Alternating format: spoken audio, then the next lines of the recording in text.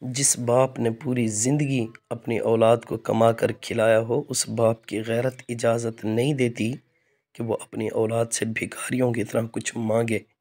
حضور اکرم صلی اللہ علیہ وسلم نے فرمایا، اگر والد راضی ہے تو آسمان پر رب راضی ہوگا، اگر والد راضی نہیں ہے تو اللہ بھی راضی نہیں ہوگا۔ رضا الرب فی رضا الوالد و سخط الرب فی سخط الوالد۔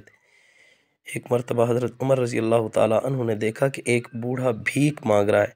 حضرت عمر گورنر سے ناراض ہوئے کہ جب یہ جوان تھا، اس سے کمایاں کروائی ہیں، مزدوریاں کروائی ہیں اور ٹیکس لیے ہیں، آج جب یہ بوڑھا ہو چکا ہے تو اس کو بھیک کے اوپر لگا دیا ہے۔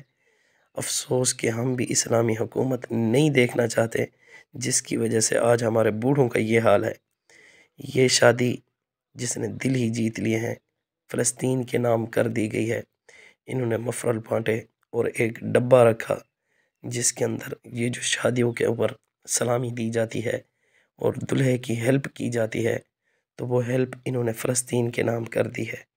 اور اس کے اندر دلہا ہو، یہ دلہا کی ماں ہو، سب رو رو کر یہی کہہ رہے تھے کہ ہمارے دلوں کے اندر کوئی خوشیاں نہیں ہیں، ہمارے دل فلسطین کے لیے دھڑک رہے ہیں۔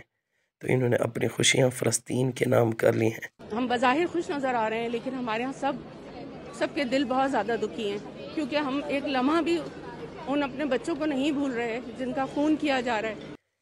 یہ وہ شعور ہے جو عوام کو علماء کرام نے دیا ہے، مگر نہ آپ نے دیکھ لیا ہے کس طرح ہمارے حکمرانوں کی بے حسی ہے کہ نہیں دیکھ رہے کہ مزدور کس طرح رگڑا جا رہا ہے، کس طرح پسا جا رہا ہے۔